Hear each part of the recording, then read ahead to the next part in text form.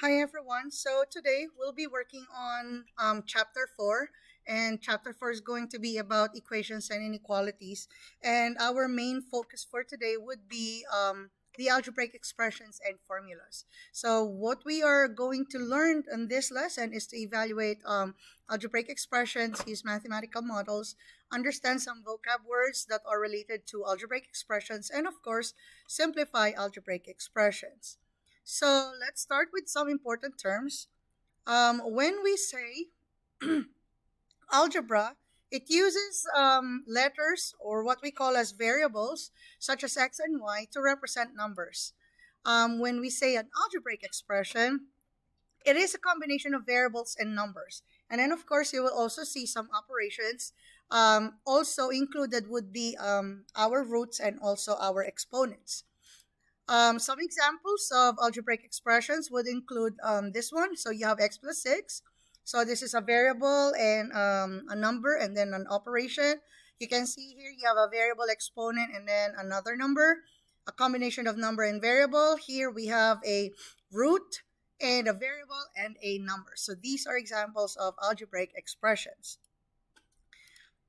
So another important vocab word is what we call as the term. So the term are actually parts of an algebraic expression that are separated by addition and also subtraction. So for example, in this case, there are three terms in this expression. This is one term over here, the 7x. You see the minus or the plus negative sign, okay? So a minus sign and an addition sign separates the terms. So 9y is another term. You see there's another subtraction sign. And then 3 is another term. So according to this expression, when you have a number that is attached or multiplied to a variable, so that is what you call as a coefficient. So in this case, 7 and 9 are your numerical coefficients, okay? Because they are multiplied to variables. If a number stays by itself, that is what you call as a constant term, all right? And then also another thing that you will always hear about is what we call as the like terms. So terms that have the same exact variable factors are what we call as like terms. So if you have, for example, 7x, and also 3x, okay, you can see that they have the same variable, which is x, and so they are what you call as like terms. And then factors, these are also the part of each term that are being multiplied.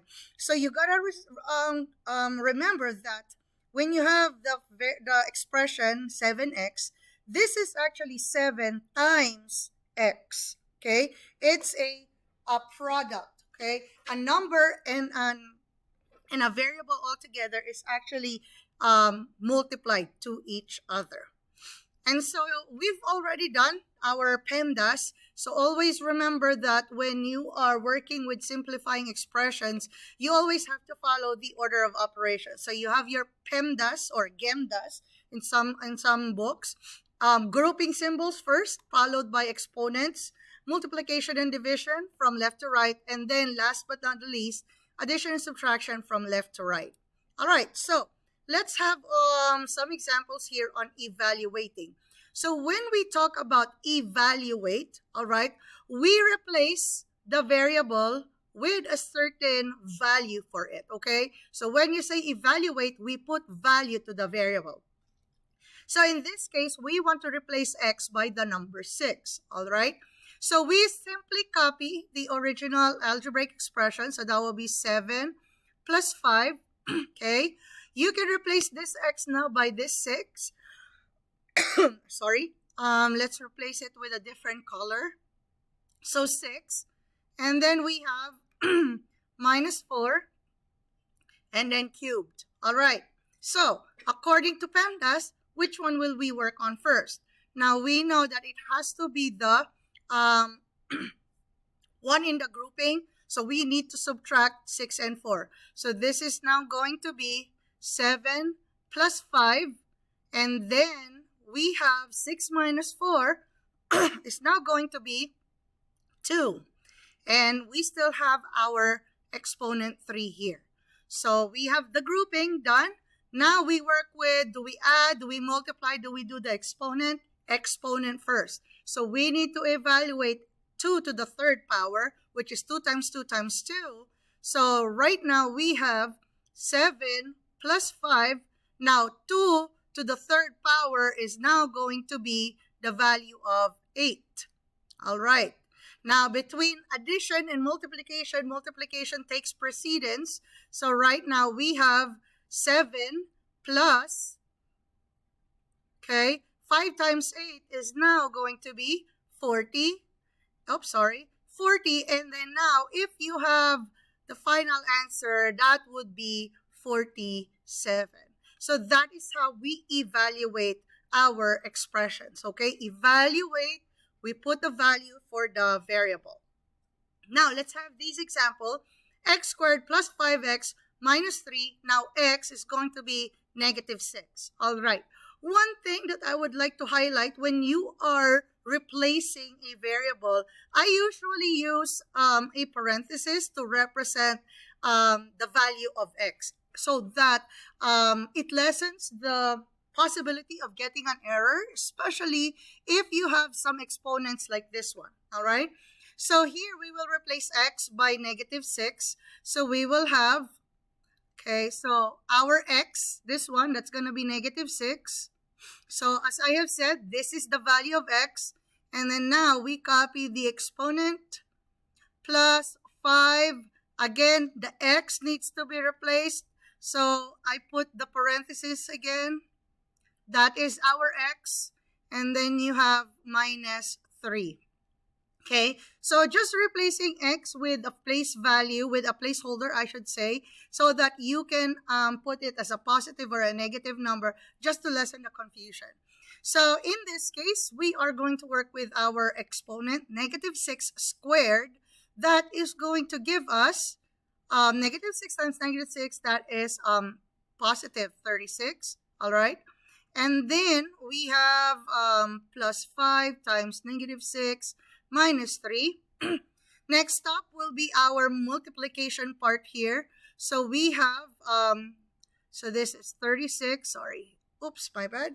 So this is, I forgot my pen. Sorry about that. So we will have 36, positive 5 times negative 6. That will give us negative 30. All right. And then we still have the minus 3 at the end. So now we can do this from left to right. 36 minus 30, that is going to give us 6. And then you still have your minus 3. And so the final answer would be simply just 3. Okay? So again, it's very important when you are trying to replace your variable, use a placeholder with the parenthesis, just so to lessen the confusion. All right, this time we have two variables that we have to replace values on. X will be replaced by 4, and then y will be replaced by negative 2.